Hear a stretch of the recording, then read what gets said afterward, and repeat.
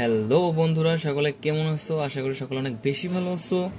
চলে এলাম তোমাদের মাঝে একটা নতুন ভিডিও নিয়ে। তো আজকের ভিডিওটা হতে যাচ্ছে খুবই গুরুত্বপূর্ণ। তো ভিডিওটা স্কিপ না করে সম্পূর্ণ সময় দেখে আমার সাথেই থাকো। তো আজকের ভিডিওটা হচ্ছে এমএস ওয়ার্ডে 50টি শর্টকাট যে কিভাবে কাজ করব এটা উপলক্ষ করে। তো কথা না বাড়িয়ে চলে যাই মূল ভিডিওতে।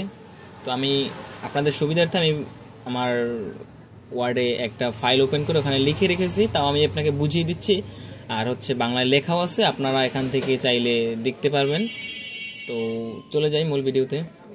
আমি প্রথমেই লিখে রেখেছি এমএস ওয়ার্ডের 50টি কিবোর্ড শর্টকাট বাংলা ব্যাখ্যা সহ। তো আমরা হচ্ছে প্রথম হচ্ছে কম্পিউটার ড্যাশবোর্ডেই থাকি, এরপর হচ্ছে একটা অফিস অ্যাপ্লিকেশন অন করে তো ওখানে গিয়ে প্রথমটা হচ্ছে কন্ট্রোল এন, অর্থাৎ নতুন ওয়ার্ড ডকুমেন্ট খুলবে। এইটা যদি আপনারা ক্লিক করেন তাহলে নতুন একটি পেজ নেবে।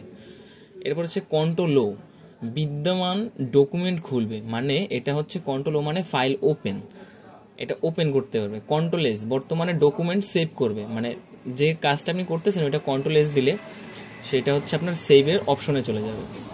F12 অর্থাৎ সেভ এস, ডায়লগ খুলবে। মিনস সেভ এস বলতে ধরেন আপনি জিনিসটা একটা সেভ করতে চাচ্ছেন, ওইটা আপনার লাগবে, বাট এর থেকে একটা নতুন কিছু লিখতে চাচ্ছেন সেটাও লাগবে। তো সেক্ষেত্রে আপনারা F12 অর্থাৎ সেভ এস ব্যবহার করবেন। কন্ট্রোল পি, এইটা সম্বন্ধে আশা করি সবাই অবগত আছেন। কন্ট্রোল পি মানে প্রিন্ট অপশন চালু হবে। কন্ট্রোল এ মানে পুরো সেটটা ব্লক হবে, পুরো ডকুমেন্ট সিলেক্ট হবে, এটা শর্টকাট হচ্ছে কন্ট্রোল এ।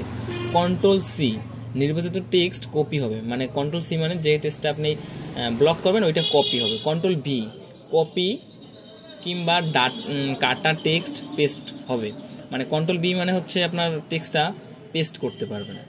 এরপর হচ্ছে কন্ট্রোল এক্স, মানে এটা কাট, এই জায়গাতে আর থাকবে না, এক জায়গা থেকেই চলে যাবে। নির্বাচিত টেক্সট কেটে ফেলবে, মানে এইটা হচ্ছে আপনার কন্ট্রোল এক্স মানে কাট হয়ে যাবে, ওখানে আর থাকবে না। কন্ট্রোল জেড হচ্ছে একটা কাজ করে আপনি সামনে এগোই গেছেন, বাট ওই জিনিসটা আপনার আবার লাগবে। তো সেক্ষেত্রে আপনি কন্ট্রোল জেড ব্যবহার করলে ওইটা আন্ডু হয়ে আবার ওই পূর্বের জায়গায় চলে আসবে। কন্ট্রোল ওয়াই, আন্ডু করা কাজ রিডও হবে। কন্ট্রোল ওয়াই মিনস ওই যে জিনিসটা আমি বলছি ওইটা যদি কন্ট্রোল ওয়াইতে চাপ দেন যে পেজে ছিলাম ওখানে আবার চলে আসবে। কন্ট্রোল বি, নির্বাচিত একটি ব্লক হবে। এইটা হচ্ছে আপনার কন্ট্রোল বি মিনস ধরেন আমি একটা লেখা লিখলাম ওইটাকে একটু মোটা করব, সেক্ষেত্রে হচ্ছে কন্ট্রোল বি ক্লিক করতে হবে, তাহলে ওই লেখাটা মোটা হয়ে যাবে। এই আসলে এই শর্টকাটগুলো কিছু কিছু এই জায়গাতেও কাজ করবে, আবার সব জায়গাতেও কাজ করবে। আর এই জায়গাতে যেগুলো দেওয়া আছে বেসিক্যালি এই জায়গাতেই বেশি কাজ করবে। এরপর হচ্ছে কন্ট্রোল আই, নির্বাচিত টেক্সট ইটালিয়ান হবে, মানে লেখাটা হালকা একটু বাঁকা হবে, এটা হচ্ছে কন্ট্রোল আই। কন্ট্রোল ইউ, নির্বাচিত টেক্সট আন্ডারলাইন হবে। কন্ট্রোল ইউ মিনস লেখার নিচে আপনার একটা আন্ডারলাইন বসবে। কন্ট্রোল শিফট প্লাস ডব্লিউ, শব্দের উপর আন্ডারলাইন হবে, শুধু শব্দ স্পেস নয়, এটা এখান থেকে দেখে নেবেন। কন্ট্রোল এল, টেক্সট বাম দিকে সারিবদ্ধ হবে, কন্ট্রোল এল দিলে বামে চলে যাবে, লেফটে চলে যাবে সোজা কথা। আর কন্ট্রোল আর এ রাইটে চলে যাবে, টেক্সট ডান দিকে চলে যাবে। কন্ট্রোল ইতে মাঝখানে চলে যাবে। এই জায়গাতে আপনার সুবিধাতে সব লেখাই আছে, জাস্ট একটু ক্লিক করে দেখে নিলে হবে। তারপর আমি উদাহরণস্বরূপ বুঝিয়ে দিচ্ছি। কন্ট্রোল জে, টেক্সট জাস্টিফাই, মানে সব লাইন সমান হবে। কন্ট্রোল এম, প্যারা ইনডেন্ট বাড়বে। কন্ট্রোল শিফট এম, প্যারা ইনডেন্ট কমাবে। কন্ট্রোল টি, হাইডিং ইনডেন্ট তৈরি করবে। কন্ট্রোল শিফট টি, হাইডিং ইনডেন্ট কমাবে। কন্ট্রোল কিউ, প্যারাগ্রাফ ফরম্যাটিক রিসেট করবে। এরপর হচ্ছে আপনার কন্ট্রোল ওয়ান, এটা হচ্ছে সিঙ্গেল লাইন স্পেসিং করবে, মানে আপনার একটা লাইনের হচ্ছে আপনার এক লাইন হচ্ছে দরকার, ওইটা ওখান থেকে কন্ট্রোল ওয়ান দিলে হয়ে যাবে। Control two, double line space হবে। কন্ট্রোল ফাইভ, দেড় লাইন স্পেস হবে। Control shift N, normal storage apply করবে।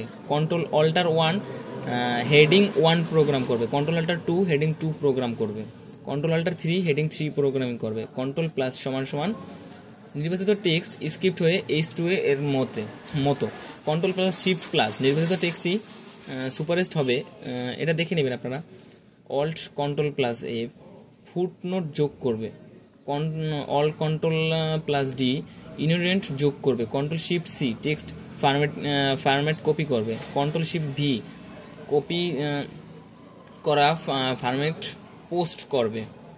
এবার হচ্ছে কন্ট্রোল প্লাস স্পেসার টেক্সটি থেকে ফরম্যাট রিমুভ করবে। Control shift plus L bullet list তৈরি করবে। কন্ট্রোল শিফট ভার্সেস অ্যারো কি ফন্ট সাইজ বড় হবে, এটা যদি আপনি অ্যারো কি দেন তাহলে ফন্টটা আপনার বড় হবে এক এক করে।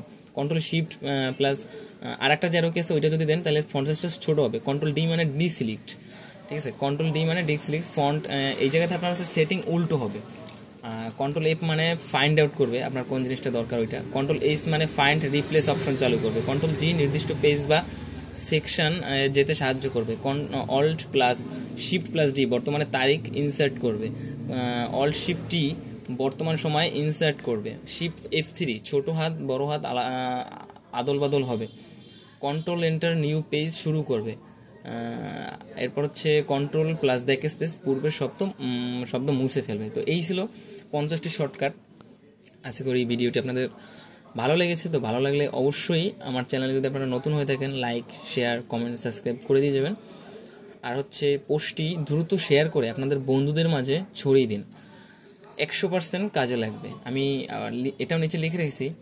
আর হচ্ছে এমন আরও শর্টকাট শিখতে কমেন্ট করুন শর্টকাট লিখে। তো এই ছিল আজকের ভিডিও।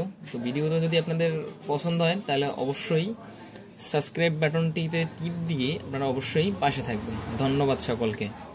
দেখা হচ্ছে নতুন আরও ভিডিও নিয়ে।